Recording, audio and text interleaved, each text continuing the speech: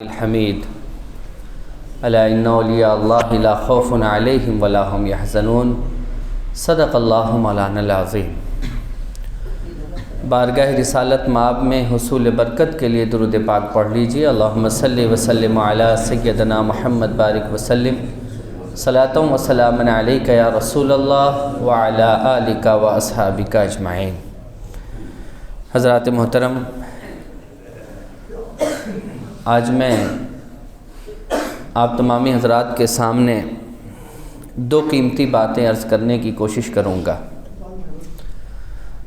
سب سے پہلی بات جو آپ تمامی حضرات کے سامنے عرض کرنی ہے وہ ہے آج کی تاریخ جو رجب المرجب میں خواجہ غریب نواز کے نام سے جانی جاتی ہے، اس پر کچھ باتیں عرض کروں گا، اور موجودہ جو ملک کے حالات ہیں اس کے پس منظر پر کچھ تاریخی باتیں آپ تمامی حضرات کو بتاؤں گا، جن باتوں کا جاننا موجودہ مسلمانوں کے لیے، خاص کر ہندوستان کے مسلمانوں کے لیے ضروری ہے۔ سب سے پہلے برکتاً میں اولیاء کرام کے تعلق سے عرض کروں کہ اللہ رب العزت نے قرآن مجید میں ایک جگہ نہیں بلکہ کئی جگہ پر اپنے ولیوں کا ذکر کیا ہے، اور اپنے ولیوں کا ذکر کرتے ہوئے ان کی خوبیاں، ان کی اہمیت، ان کا مقام، ان کا رتبہ اللہ رب العزت نے بیان کیا ہے۔ اللہ کی کیسی مہربانیاں ہوتی ہیں، جب کوئی اللہ کا ہو جاتا ہے تو اللہ تعالیٰ اس کا کس قدر خیال رکھتا ہے، اس کا ذکر بھی قرآن مجید کے اندر موجود ہے۔ اس کی سب سے بڑی مثال سورہ کہف ہے، جس کے اندر ولی کا ذکر ہے، اور اللہ نے اپنے ولیوں کے بارے میں جو بھی احسانات ان پر فرمائے ہیں اس کا ذکر کیا ہے سورہ کہف کے اندر۔ اللہ کے رسول صلی اللہ علیہ وسلم کی ایک حدیث ہے، حدیث قدسی ہے یہ، جس میں اللہ کے رسول علیہ السلام نے فرمایا کہ اللہ فرماتا ہے جو میرے ولیوں سے دشمنی رکھتا ہے میں اس سے جنگ کا اعلان کرتا ہوں۔ اللہ کے ولیوں سے دشمنی رکھنا یہ ایک ایسا گناہ ہے کہ اللہ رب العزت فرماتا ہے کہ اس کے بدلے میں جنگ کروں گا اس شخص سے، کس شخص سے؟ جو میرے ولیوں سے دشمنی رکھتا ہے۔ تو یہ کوئی معمولی گناہ نہیں ہے، ولیوں کا انکار کر دینا، ولیوں کی تعظیم نہ کرنا، ولیوں کو اپنا آئیڈیل نہ ماننا، یہ کوئی چھوٹا موٹا گناہ نہیں ہے۔ آج کے وقت میں ہوتا کیا ہے کہ انسان کو زیادہ جذباتی ہو گیا ہے، اور جذباتی ہونے کی صورت میں انسان کہتا ہے کہ ہم تو ولیوں کو مانتے ہی نہیں ہیں، ہم ولیوں کو مانتے ہی نہیں ہیں۔ ولیوں کو ماننے کی ضرورت کیا ہے؟ ولیوں کو ہم کیوں مانیں؟ جب ہمارے پاس اللہ کے رسول صلی اللہ علیہ وسلم کی سنت موجود ہے، حدیث موجود ہے، قرآن موجود ہے، تو ہم ولیوں کو کیوں مانیں؟ ایسے لوگوں کو در حقیقت یہ معلوم نہیں ہے کہ اللہ کے رسول صلی اللہ علیہ وسلم کی سنت کی تشریح کا نام اولیاء کرام ہے۔ اگر یہ نہ ہوتے تو حضور کی سنت کو سمجھنا بھی ہمارے لیے آسان نہ ہوتا۔ حضور کی زندگی کو سمجھنا اگر ہم نے سمجھا ہے تو ولیوں کی زندگی سے سمجھا ہے۔ اللہ کے رسول صلی اللہ علیہ وسلم کی عادت و اطوار کی تصویر کا نام اولیاء کرام ہے۔ بعض لوگ طرح طرح کی باتیں کر جاتے ہیں، خیر ان کا عمل ہے، اللہ ان سے سمجھے گا اور وہ اللہ کے سامنے اس بات کا جواب دیں گے۔ ہم تو سادہ سی بات ہمیشہ سے کہتے آئے ہیں کہ ولیوں کا مطلقاً انکار کرنا کفر ہے، کیونکہ ولی کا ذکر قرآن میں ہے۔ جس نے ولی کا انکار کر دیا اس نے قرآن کا انکار کر دیا۔ تو ولیوں کا مطلقاً انکار کفر ہے، اس لیے ولیوں کا انکار نہیں کیا جا سکتا۔ اور اللہ رب العزت نے، آپ سب جانتے ہیں کہ نبوت کا دروازہ حضرت محمد صلی اللہ علیہ وسلم پر لا کر کے بند کر دیا ہے۔ اب کوئی نبی نہیں آئیں گے، لیکن دین اسلام کو چلنا ہے، قرآن کے پیغام کو آگے لے کر چلنا ہے، اور یہ لے کر چلنے کا کام کون کریں گے؟ اللہ والے کریں گے۔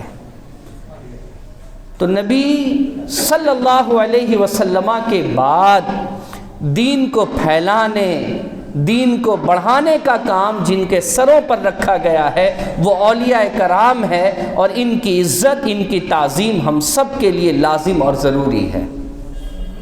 اس لیے بہت سی ایسی چیزیں ہیں جو انبیاء کرام کے اندر پائی جاتی تھیں، اللہ نے اپنے فضل اور مہربانی سے وہ چیزیں اولیاء کرام کے اندر بھی ڈالی۔ جیسے میں ایک بڑی سادہ سی بات آپ کو سمجھاتا ہوں، ایک نبی اگر کوئی ایسا کام کر دے جس سے عقل تعجب میں پڑ جائے تو اسے معجزہ کہتے ہیں، لیکن وہی کام اگر کوئی ولی کر دے تو ہم اور آپ اسے کرامت کہتے ہیں۔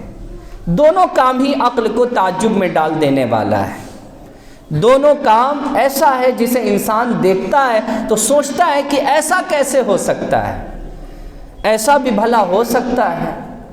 جیسا کہ آپ سب جانتے ہیں، میں ایک بہت سادہ سی بات آپ کو بتاؤں، حضرت ابراہیم علیہ السلام، حضرت ابراہیم علیہ السلام، ان کے بارے میں آپ سبھی لوگ جانتے ہیں کہ نمرود نے ان کو آگ میں پھینکوا دیا۔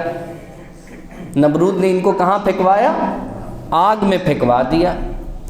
اب آگ بھڑک رہی ہے، شعلہ بھڑک رہا ہے، آگ کے آس پاس کوئی نہیں ہے، آگ کے اوپر سے گزرنے والا پرندہ بھی آگ کے اندر گر کر جل رہا تھا، ایسی آگ بھڑک رہی تھی۔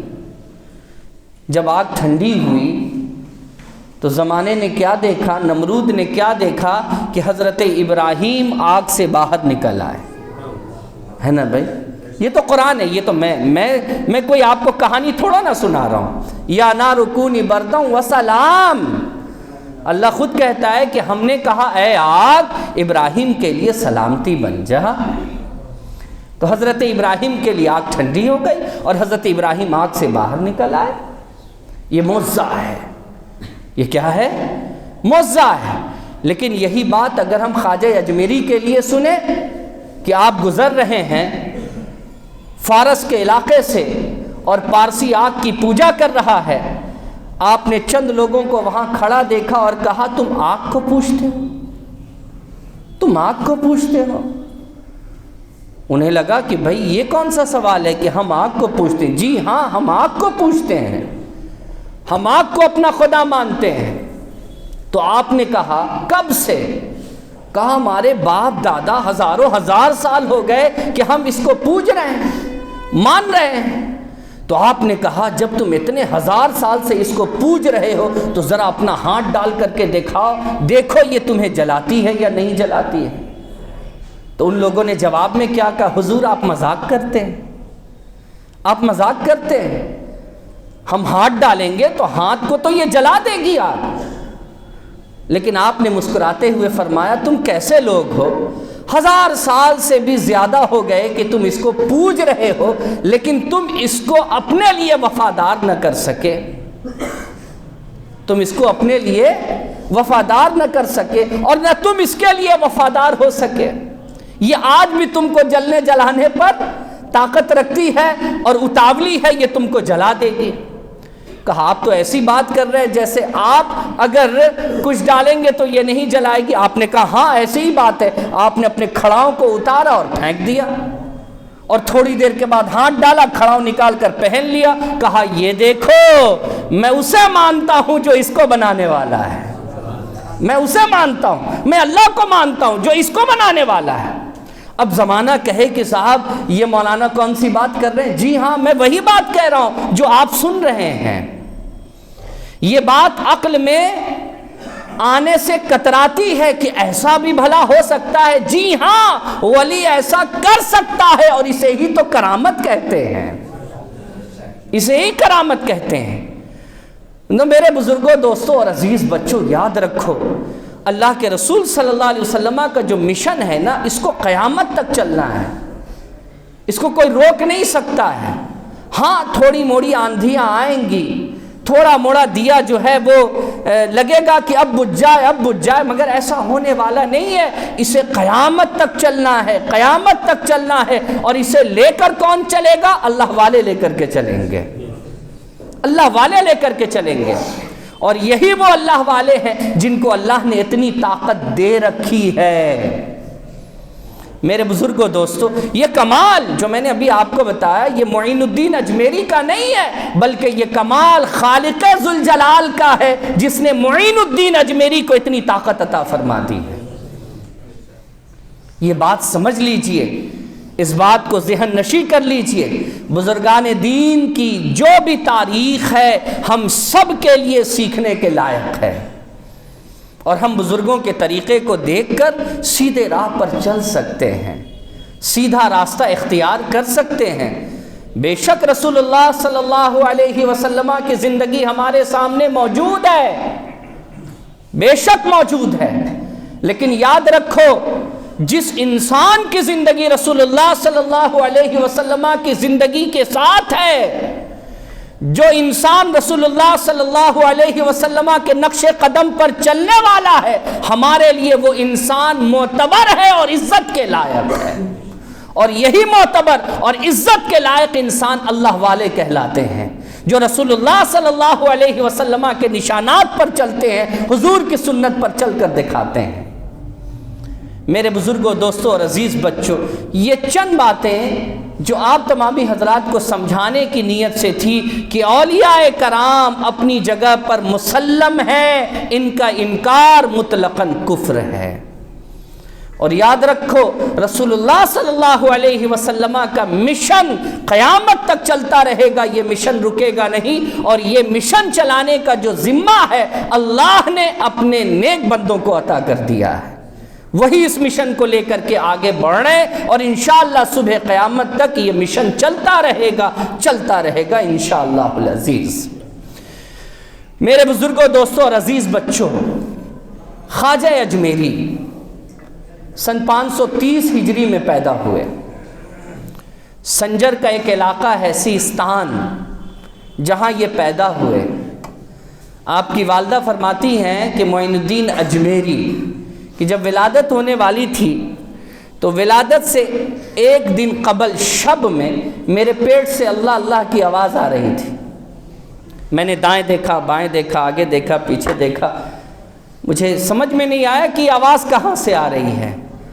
پھر اچانک ایسا معلوم ہوا، کسی نے مجھ سے کہا کہ بی بی یہ آواز کہیں اور سے نہیں، تیرے پیٹ سے آ رہی ہے، تیرے پیٹ سے آ رہی ہے، کیونکہ جس کی ولادت ہونے والی ہے وہ کوئی عام انسان نہیں ہوگا۔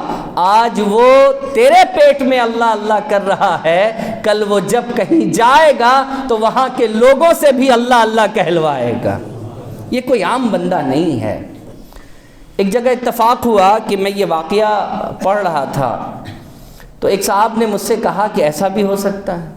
وہی ہے، کیا کیجئے گا، زمانے میں لوگ ایسے موجود ہیں کہ ہر معاملے میں کہتے ہیں ایسا بھی ہو سکتا ہے۔ ابھی کیوں نہیں ہو سکتا ہے، بہت کچھ ہو سکتا ہے۔ آج کل بہروپیوں کی کمی نہیں ہے، یاد رکھ لیجئے، الگ الگ روپ میں آپ کو لوگ نظر آئیں گے۔ ایک صاحب نے کہا ایسا بھی ہو سکتا ہے۔ میں نے کہا دیکھو بھائی، میں تو ہندوستانی ٹھہرا، اور ہندوستان کے ایک بہت بڑے بزرگ ہیں جن کا نام شاہ ولی اللہ محدث دہلوی ہے، بہت بڑے بزرگ ہیں شاہ ولی اللہ محدث دہلوی۔ اور کمال کی بات یہ ہے کہ ان کو ہر مسلک کے لوگ مانتے ہیں، ہر مسلک کے لوگ۔ میں مسلکی تقریر تو کرتا نہیں ہوں، کبھی بھی نہیں، یہی وجہ ہے کہ ہر مسلک کا آدمی ہم کو اپنا سمجھتا ہے۔ یہ بھی ایک میرے لیے پریشانی کی بات ہے کہ میں مسلکی تقریر نہیں کرتا ہوں۔ خیر بزرگوں، تو شاہ ولی اللہ محدث دہلوی، ان کا ایک واقعہ بڑا مشہور ہے۔ ان کے ایک ماننے والے ہیں مولوی رحیم، انہوں نے ایک کتاب لکھی۔ اس کتاب میں یہ حضرت شاہ ولی اللہ محدث دہلوی کے والد حضرت شاہ عبد الرحیم دہلوی رحمۃ اللہ علیہ کا ایک واقعہ لکھتے ہیں کہ شاہ عبد الرحیم کے دروازے پر ایک مانگنے والی سائلہ آئی، مانگنے والی آئی۔ اس نے مانگا، آپ نے گھر میں روٹی تھی، کچھ ٹکڑا دیا، کچھ رکھ لیا۔ وہ آگے بڑھی، پھر آپ نے اس کو آواز دی، پھر وہ آئی، آپ نے پھر کچھ ٹکڑا رکھا، کچھ اس کو دے دیا، پھر آپ نے آواز دی، پھر آئی، پھر آپ نے ساری روٹی جو ہے اٹھائی اور اس کو دے دی۔ پھر آپ نے گھر والوں سے آ کر کے کہا کہ یہ جو کچھ تم لوگوں نے دیکھا ہے در حقیقت یہ میں نے نہیں کیا ہے، بلکہ میری اہلیہ کے پیٹ میں جو بچہ ہے وہ مجھ سے کہہ رہا ہے کہ ابا حضور یہ مانگنے والی کی ضرورت اتنی روٹی سے پوری نہیں ہوگی، آپ اور دیجئے تو میں نے سارا دے دیا ہے۔ اب یہ ماں کے پیٹ میں بچہ کون ہے؟ شاہ ولی اللہ محدث دہلوی رحمۃ اللہ علیہ، بڑے پائے کے بزرگ ہیں، یہ چھوٹے بزرگ نہیں، یہ بڑے پائے کے بزرگ ہیں۔ اور آپ کو پتہ ہونا چاہیے کہ ان کی کتابیں، ان کے رسالے اور ان کے چھوٹے چھوٹے جو اقوال ہیں، اسے اہل عرب بھی اپنے سینے سے لگا کر کے رکھتے ہیں۔ بڑے باکمال بزرگ ہیں، بڑے باکمال محدث ہیں، بڑے باکمال عالم ہیں حضرت شاہ ولی اللہ محدث دہلوی۔ تو شاہ ولی اللہ محدث دہلوی ماں کے پیٹ سے اشارہ کر سکتے ہیں، معین الدین اجمیری کیوں نہیں کر سکتے؟ اور بھائی کمال کی بات۔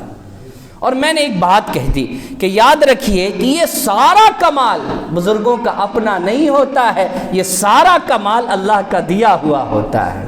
اور اللہ اس لیے یہ سارا کمال دیتا ہے تاکہ دنیا یہ سمجھ لے کہ جس کی تم پیروی کر رہے ہو، جسے تم مان رہے ہو، جس کے نقش قدم پر چل رہے ہو، یہ تمہاری طرح نہیں ہے بلکہ یہ تم سے بالکل الگ ہے، کیونکہ اللہ نے اس کو وہ عطا کر دیا ہے جو اس سے تم سے ممتاز بنا دیتا ہے، الگ بنا دیتا ہے۔ تو میرے بزرگوں، دوستوں اور عزیز بچوں، خواجہ معین الدین اجمیری رحمۃ اللہ علیہ کے بڑے احسانات ہیں ہم ہندوستانیوں پر، بڑے احسانات ہیں۔ ہندوستان میں خواجہ معین الدین اجمیری کی وجہ کر اسلام پھیلا ہے، اس میں کوئی شک اور شبہ نہیں ہے۔ آپ کے بڑے خدمات ہیں، آپ نے بہت سارا خدمت انجام دیا۔ میں اپنی بات کو یہیں پر ختم کرتا ہوں اس ٹاپک پر معذرت کے ساتھ۔